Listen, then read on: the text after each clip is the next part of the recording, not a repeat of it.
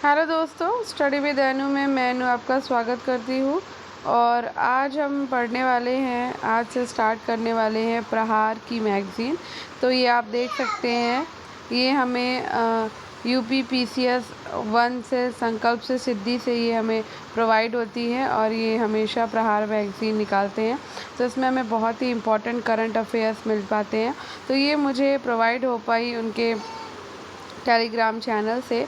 तो अगर आप भी ये मैगज़ीन पीडीएफ फॉर्म में चाहते हैं तो आप टेलीग्राम से ले सकते हैं, नहीं तो मुझे ये प्रोवाइड हो पाई है तो मैं आपको अपने चैनल के थ्रू ना इसको पढ़ाना चाहती हूँ और ख़ुद भी पढ़ना चाहती हूँ। तो मैंने सोचा अगर मैं पढ़ रही हूँ तो मैं साथ साथ आपको भी ये प्रोवाइड करा दूँ।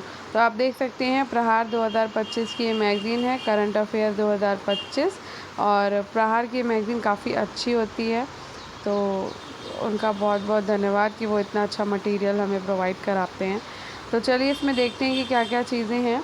तो करंट अफेयर 2025 है, मुख्य विशेषताएं आप देख सकते हैं इसमें। जुलाई 2024 से जून 2024 तक का कवरेज है। आगामी आरओ बीपीएससी यूपी पीसीएस के लिए ये महत्वपूर्ण है। सभी घटनाओं का बिंदुवार संकलन है। 2025-26 के बजट और इकोनॉमिक सर्वे सहित एक वर्ष के उत्तर प्रदेश करंट अफेयर सहित है। और इसमें आपको नवीनतम कृषि एवं खनिज आंकड़े मिलेंगे, साथ ही आरओ प्री और 71वीं बीपीएससी यूपी पीसीएस 2025 प्री मिलेगा। तो अब हम इसका इंडेक्स देख लेते हैं। इसमें हम जून 2025 पढ़ेंगे, यूपी विशेष का 2025 पढ़ेंगे, मई 2025, अप्रैल, मार्च और बजट 2025-26 पढ़ेंगे, आर्थिक समीक्षा पढ़ेंगे हम इसमें 24-25 की, फरवरी, जनवरी, दिसंबर 2024 और नवंबर 2024 पढ़ेंगे। ठीक है, उत्तर प्रदेश बजट और आर्थिक समीक्षा पढ़ेंगे, नवीनतम कृषि एवं खनिज आंकड़े 2025 का पढ़ेंगे, अक्टूबर, सितंबर, अगस्त और जुलाई 2024 पढ़ेंगे। तो आप देख सकते हैं जुलाई 2024 तक का मटेरियल हम इसमें पढ़ेंगे और जून 2025 तक का। तो ये लेटेस्ट है और अभी ये 28 जून को ना उन्होंने प्रकाशित करी है। तो चलिए स्टार्ट करते हैं।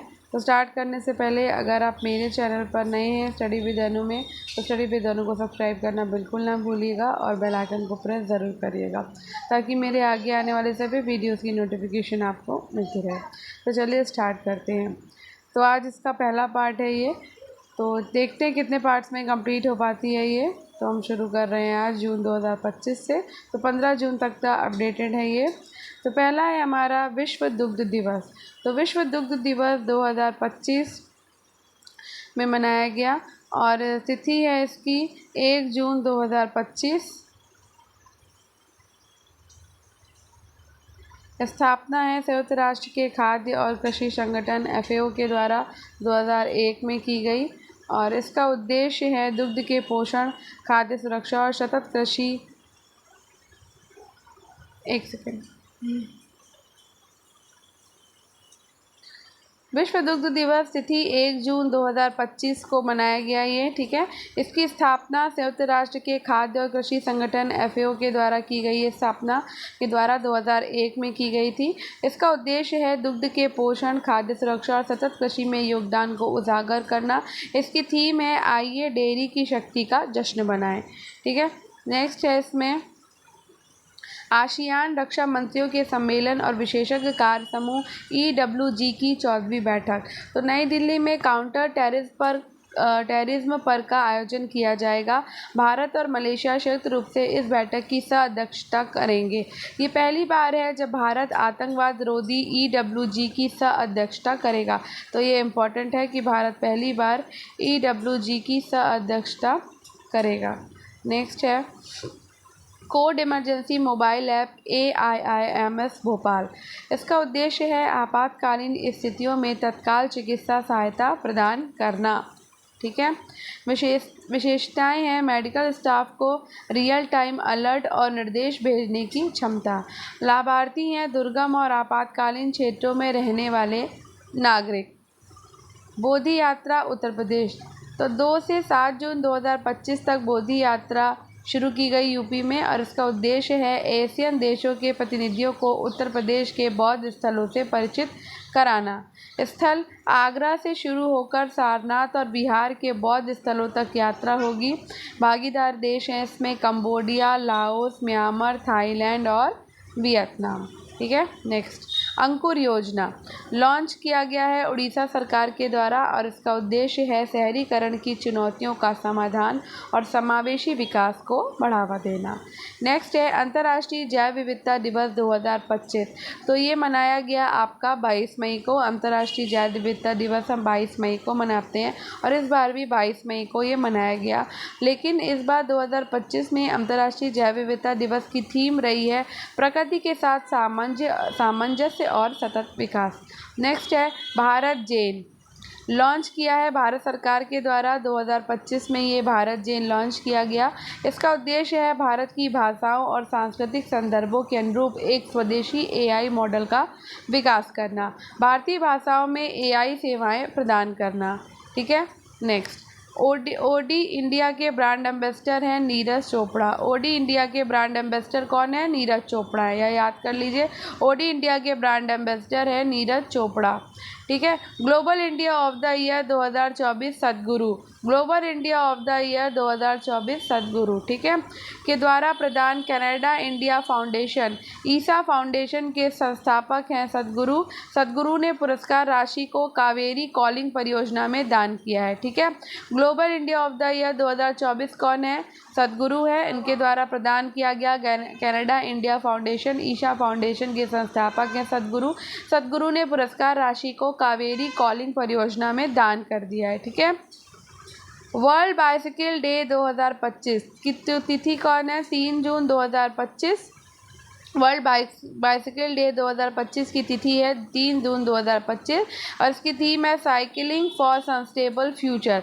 संयुक्त राष्ट्र के द्वारा 2018 में ये घोषित है। ठीक है। नाइटिंगेल अवार्ड 2025 की प्रस्तुति राष्ट्रपति द्रौपदी मुर्मू। नाइटिंगेल अवार्ड 2025 जो है वो राष्ट्रपति द्रौपदी मुर्मू की प्रस्तुति में दिया गया और विवरण है स्वास्थ्य क्षेत्र में उत्कृष्ट योगदान के लिए ये पुरस्कार प्रदान किया गया है द्रौपदी मुर्मू की प्रस्तुति के में। भारत का पहला एआई सेव, तो इसकी स्थान है नवा रायपुर छत्तीसगढ़ में। ठीक है। एआई अनुसंधान विकास और नवाचार को बढ़ावा देगा। ठीक है। अंडमान निकोबार कमांड के commander in chief Dinesh Singh Rana हैं। ठीक है। इन्होंने पदभार ग्रहण किया है 1 जून 2025 को। अंडमान और निकोबार कमांड के कमांडर इन चीफ कौन बने हैं? तो दिनेश राणा बने हैं और इन्होंने 1 जून 2025 को ये पदभार संभाला है। ठीक है। तो हमने ये पहला पेज कवर कर लिया है प्रहार का। अब सेकंड पेज पर है हम। आईपीएल में 300 छक्के, एक नया रिकॉर्ड बनाया रोहित शर्मा ने। ठीक है। तो आईपीएल में 300 छक्के लगाए हैं किसने? रोहित शर्मा ने और इन्होंने नया रिकॉर्ड बनाया। National spelling bee 2025, national spelling bee 2025 की विजेता है फैज़ान जाकी। इनका नाम है फैज़ान जाकी। उम्र है इनकी 13 वर्ष। शब्द है एक्लैरिसमेंट, तेलंगाना मूल के अमेरिकी छात्र हैं ये। ठीक है। इक्वाडोर के राष्ट्रपति कौन है? तो इक्वाडोर के राष्ट्रपति हैं आपके डैनियल नोबोआ। इक्वाडोर के सबसे कम उम्र के राष्ट्रपति हैं और ये मई 2023 में इन्होंने पदभार ग्रहण किया था इक्वाडोर के राष्ट्रपति डैनियल नोबोआ ने। ऑपरेशन शील्ड की बात कर लेते हैं। ऑपरेशन शील्ड का उद्देश्य भारत सरकार की आतंकवाद रोधी रणनीति का हिस्सा महत्वपूर्ण घटनाएं हैं। पहलगाम हमले के बाद गृहमंत्री अमित शाह ने ऑपरेशन शील्ड को भारत की दृढ़ सुरक्षा नीति के प्रतीक के रूप में प्रस्तुत किया है। अब बात करते हैं वाल्मीकि थापर की। तो प्रसिद्ध भारतीय बाघ संरक्षणवादी और लेखक हैं वाल्मीकि थापर। रणथंभौर नेशनल पार्क में बाघों के अध्ययन और संरक्षण में इन्होंने महत्वपूर्ण योगदान दिया और इनका निधन 31 मई 2025 को 73 वर्ष की आयु में हुआ है। ठीक है। ऑपरेशन स्पाइडर वेब, 1 जून 2025 को चलाया गया। रूस के अंदर यूक्रेन की सुरक्षा सेवा SBU के द्वारा किया गया एक गुप्त ड्रोन हमला था। ठीक है, ऑपरेशन स्पाइडर वेब 1 जून 2025 को एक गुप्त ड्रोन हमला था जो रूस के अंदर यूक्रेन की सुरक्षा सेवा के द्वारा किया गया। ठीक है, अब बात करते हैं ग्लेशियर संरक्षण सम्मेलन की। तो ये दुशांबे तजाकिस्तान में हुआ है 29 से 31 मई 2025 को। ये ग्लेशियरों के संरक्षण से संबंधित है और इसके संगठक है तजाकिस्तान सरकार, यूनेस्को और अन्य अंतर्राष्ट्रीय संगठन। ठीक है, नेक्स्ट पे चलते हैं। पुस्तक संगठित मानवीय संस्थापन, लेखक हैं संगठित मानवीय संस्थापन के नितिन गडकरी जो कि भारत सरकार के मंत्री हैं। ठीक है, विषय है इसका भारत में मानव संसाधन विकास और संस्थागत सुधारों पर आधारित एक महत्वपूर्ण कृति।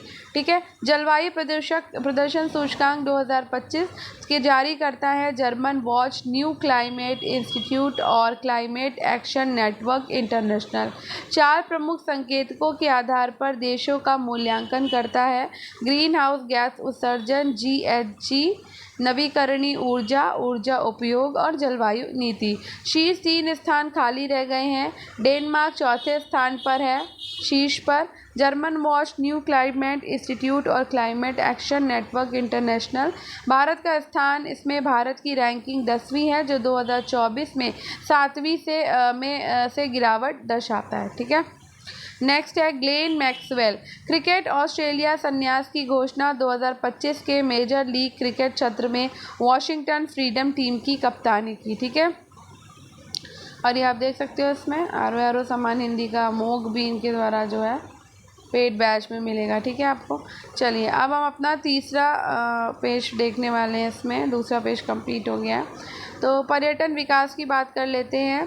तो यूपी का लक्ष्य 2028 तक 80 करोड़ पर्यटक आकर्षित करना है। प्रमुख पर्यटक स्थल है यूपी में ताजमहल, आगरा और राम मंदिर अयोध्या। ठीक है, 2016-17 से 2023-24 तक पर्यटकों की संख्या में लगभग 51% की वृद्धि और 23 करोड़ से 48 करोड़। ठीक है, पर्यटन को 5 गुना बढ़ाकर 70,000 करोड़ GVA और 80 करोड़ पर्यटक लाना इनका लक्ष्य है। ठीक है, अब बात करते हैं राम सिंह बौद्ध और रेडियो संग्रह की। तो भारत के रेडियो मैन राम सिंह बौद्ध ने 1257 अद्वितीय रेडियो संग्रह के साथ गिनीज वर्ल्ड रिकॉर्ड बनाया है।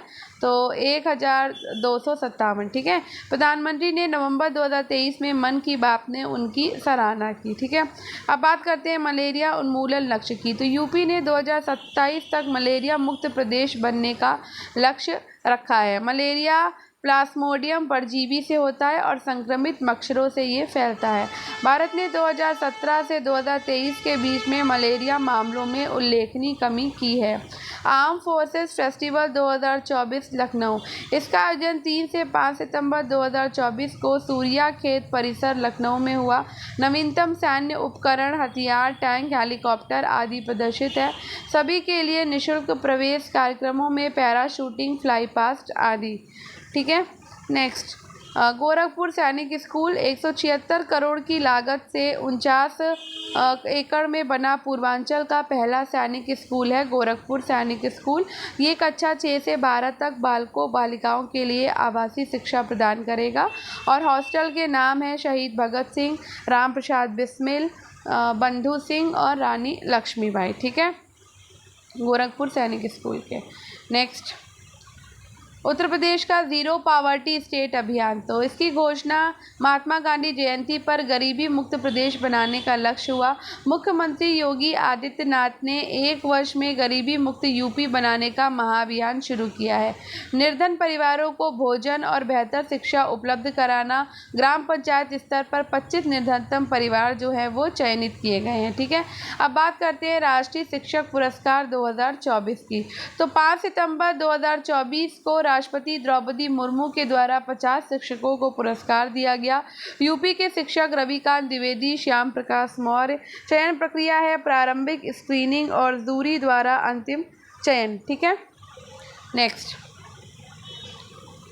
टाटा पावर की घर घर सोलर पहल यूपी। तो ये थोड़ा सा इम्पोर्टेंट है क्योंकि सोलर जो है इस समय बहुत इम्पोर्टेंट जो है चल रहा है, हर घर में सोलर लग ही रहा है, तो ये इसको थोड़ा सा ध्यान देंगे। प्रधानमंत्री सूर्य घर योजना के अनुरूप उत्तर प्रदेश में छत पर सौर ऊर्जा के लिए 1 लाख तक सब्सिडी जो है वो दी जा रही है। टाटा पावर ने इस पहल की शुरुआत वाराणसी से की थी और इसका उद्देश्य प्रत्येक घर को स्वच्छ ऊर्जा प्रदान करना था। इस पहल में वित्तीय बचत और पर्यावरणीय लाभ का उल्लेख है, लेकिन अत्याधुनिक रूफटॉप सोलर का वादा नहीं है। ठीक है, अत्याधुनिक रूफटॉप सोलर का वादा नहीं। ठीक है, तो प्रधानमंत्री सूर्य घर योजना के अनुरूप यूपी में छत पर सौर ऊर्जा के लिए 1 लाख तक की सब्सिडी मिलेगी। घर घर सोलर पहल, ठीक है, ये टाटा पावर की घर घर सोलर पहल है और इसकी शुरुआत टाटा पावर ने सबसे पहले वाराणसी से की थी। ठीक है, ये याद रखना है। अब बात करते हैं राष्ट्रवादी राजा महेंद्र प्रताप सिंह। तो 1 दिसंबर 1886 को हाथरस उत्तर प्रदेश में जन्म हुआ इनका। वर्ष 1909 में वृंदावन में प्रेम महाविद्यालय की स्थापना की। भारत का पहला पॉलिटेक्निक इन्होंने बनवाया है। 1915 में अफगानिस्तान के काबुल में भारत की पहली प्रोविजनल सरकार के अध्यक्ष थे।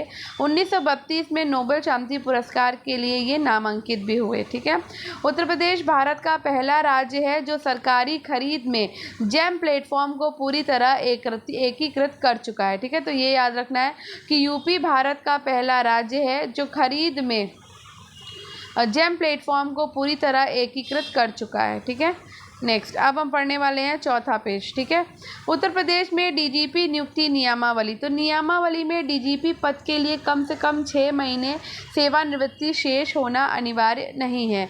नियुक्ति न्यूनतम 2 वर्ष के लिए होगी, परंतु असंतुष्ट होने पर हटाया जा सकता है।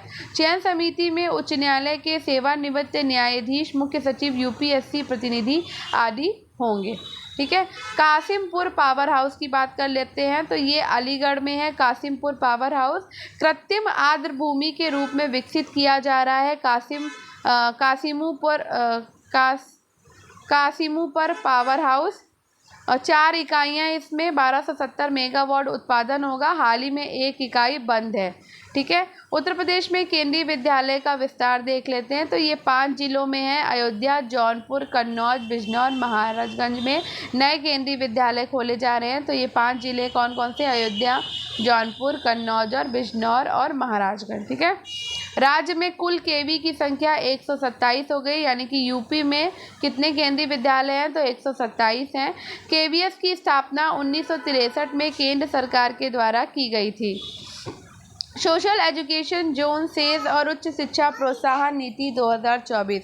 प्री प्राइमरी से विश्वविद्यालय स्तर तक के शैक्षिक संस्थान इसमें शामिल हैं। ठीक है, 6 जिलों में लखनऊ, गोरखपुर, अयोध्या, आगरा, गौतम बुद्ध नगर, बुंदेलखंड में सेज बनाए जाएंगे। ठीक है, उत्तर प्रदेश में पहला डिजिटल हाईवे। तो बाराबंकी से बहराइच के बीच में 101 किलोमीटर लंबा डिजिटल हाईवे बनाया जा रहा है। ठीक है, ऑप्टिकल फाइबर केबल और एनपीआर कैमरे लगेंगे और अगले वित्त वर्ष में इसका निर्माण शुरू होगा। तो उत्तर प्रदेश में पहला डिजिटल हाईवे कहाँ बनाया जा रहा है? तो ये बाराबंकी से बहराइच के बीच बनाया जा रहा है और कितने किलोमीटर का? तो 101 किलोमीटर लंबा डिजिटल हाईवे यूपी में पहला बनाया जा रहा है बाराबंकी से बहराइच के बीच पे। ठीक है, इसमें ऑप्टिकल फाइबर केबल और एनपीआर कैमरे लगेंगे और अगले वित्त वर्ष में इसका निर्माण शुरू होगा। ठीक है, नेक्स्ट न्यूज़ पढ़ते हैं। पॉली साहित्य सम्मेलन 2024। तो लखनऊ में 3 दिवसीय अंतर्राष्ट्रीय बुद्धिस्ट कॉन्क्लेव के तहत पाली साहित्य सम्मेलन 2024 हुआ। इसकी थीम है विश्व शांति और सद्भाव में पाली साहित्य का योगदान। मुख्य आकर्षण है पाली चित्र प्रदर्शनी, ब्राह्मी लिपि शिक्षा, श्रीलंका के चित्रकार की प्रदर्शनी। ठीक है, ये इसका मुख्य आकर्षण था। नेक्स्ट, उत्तर प्रदेश हरित महाकुंभ 31 जनवरी 2025 प्रयागराज। ठीक है, तो पर्यावरण और जल संरक्षण पर ये केंद्रित है हरित महाकुंभ। ठीक है, जो कि 31 जनवरी 2025 को प्रयागराज में हुआ था और मुख्यमंत्री उत्तर प्रदेश के मुख्य संरक्षक हैं। कुंभ मेला यूनेस्को की अमूर्त सांस्कृतिक विरासत में शामिल किया गया है। कुंभ मेला प्रयागराज, हरिद्वार, उज्जैन और नासिक में होता है। ठीक है, उत्तर प्रदेश स्थापना दिवस मनाया जाता है 24 जनवरी 2025 को, हम सभी को पता है। और इस बार इसकी थीम थी विकास व विरासत प्रगति पथ पर उत्तर प्रदेश। विकास व विरासत प्रगति पथ पर उत्तर प्रदेश। इसका ऐतिहासिक नाम ब्रह्मशी देश मध्य देश संयुक्त प्रांत है। उत्तर प्रदेश दिवस 2018 से मनाया जाता है। ठीक है, कब? 24 जनवरी 2025 को। उत्तर प्रदेश अंतर्देशीय जलमार्ग प्राधिकरण, तो इस अध्यक्ष का पद मुख्यमंत्री और परिवहन मंत्री के द्वारा नामित विशेषज्ञ को मिलेगा।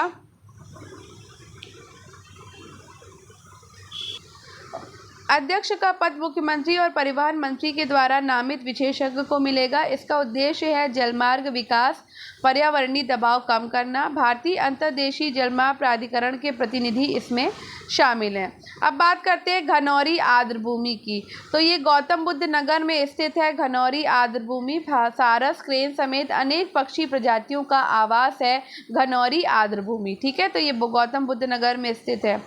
भारतीय कला इतिहास कांग्रेस 32वां सत्र, तो भारतीय कला इतिहास कांग्रेस का 32वां सत्र हुआ था 8 से 10 फरवरी 2025 को। भारतीय विरासत संस्थान नोएडा के द्वारा ये आयोजित किया गया है। इसका मुख्य विषय महाकाव्यों में कला और संस्कृति है और इसका मुख्यालय है गुवाहाटी में। ठीक है, अब बात करते हैं काशी तमिल संगमम की, तो वाराणसी में तीसरा संस्करण हुआ है और आध्यात्मिक और सांस्कृतिक पहल हुई। इसमें महाकुंभ 2025 के साथ जुड़ा हुआ था ये काशी तमिल संगमम। अब बात करते हैं बायोपॉलीमर प्लांट की, तो लखीमपुर खीरी में बायोपॉलीमर प्लांट जो है वो लगाया जा रहा है।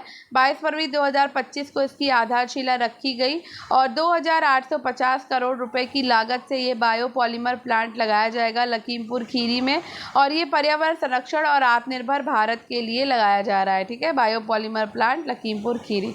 तो हमने यहाँ पे 4 भी कंप्लीट कर लिया है। अब हम देखने वाले हैं 5 कतरनिया 5 पेज कतरनिया घाट वन्यजीव अभ्यारण्य, तो बहराइच जिले में कतरनिया घाट वन्यजीव अभ्यारण्य है और इसकी स्थापना 1975 में हुई। 1987 में ये प्रोजेक्ट टाइगर में शामिल हो गया है। कतरनिया घाट वन्यजीव अभ्यारण्य जो कि बहराइच जिले में है, 1975 से स्थापित है और 1987 में प्रोजेक्ट टाइगर में ये शामिल हो चुका है। अब बात करते हैं बाबरी मस्जिद राम मंदिर एक द्वंद्व, माधव गोडबोले की पुस्तक। तो माधव गोडबोले की पुस्तक है बाबरी मस्जिद राम मंदिर एक द्वंद्व। ठीक है, गंगा टास्क फोर्स 1 जनवरी 2025 लखनऊ छावनी, तो पर्यावरण संरक्षण और प्रदूषण नियंत्रण इसमें हुआ है। पूर्व सैनिक मुख्य सदस्य हैं। जल शक्ति मंत्रालय और राष्ट्रीय स्वच्छ गंगा मिशन के तहत गंगा टास्क फोर्स जो है वो लखनऊ छावनी में आयोजित किया गया। लिथियम ग्रेड रिफाइनरी नोएडा, तो लिथियम ग्रेड रिफाइनरी आपकी नोएडा में है। देश की पहली लिथियम ग्रेड रिफाइनरी की स्थापना का कार्य प्रगति पर है और ई वाहन बैटरियों के लिए ये महत्वपूर्ण है। ठीक है, तो लिथियम ग्रेड रिफाइनरी जो है वो भारत की पहली लिथियम ग्रेड रिफाइनरी है और इसकी स्थापना चल रही है। और कहाँ चल रही है? तो नोएडा में चल रही है। ठीक है, अब बात करते हैं यूनेस्को के द्वारा चयनित उत्तर प्रदेश के 5 शहर। तो यूनेस्को ने वाराणसी, लखनऊ, आगरा, अयोध्या, कुशीनगर सांस्कृतिक और ऐतिहासिक महत्व के तहत इनको चयन किया है। क्रिएटिव सिटी नेटवर्क में ये शामिल शहर हैं। ठीक है, कौन कौन से? वाराणसी, लखनऊ, आगरा, अयोध्या और कुशीनगर। ताज महोत्सव 2025 आगरा में आयोजित सांस्कृतिक उत्सव है। इसकी थीम इस बार रही है संस्कृति का संगम, एक भारत श्रेष्ठ भारत। संभावित हस्तशिल्प, संगीत, नृत्य और पर्यटन को बढ़ावा दिया गया है। ठीक है, नेक्स्ट सोनभद्र में फ्लोराइड प्रदूषण, तो पीने के पानी में फ्लोराइड की अधिकता से स्वास्थ्य समस्या, हड्डियों पर प्रभाव हो रहा है। जल शुद्धिकरण योजनाएं इसमें सक्रिय हो रही हैं। अब बात करते हैं इलेक्रामा 2025 नोएडा की, तो विद्युत उपकरणों की अंतर्राष्ट्रीय प्रदर्शनी ऊर्जा एवं स्मार्ट ग्रिड प्रौद्योगिकी पर फोकस किया गया इलेक्रामा 2025 नोएडा में। सौर निर्माण इकाई अवधा समूह नोएडा, नवीकरणीय ऊर्जा के क्षेत्र में निवेश, उत्तर भारत की सबसे बड़ी सोलर मॉड्यूल निर्माण इकाई बनने की ओर। ठीक है, नेक्स्ट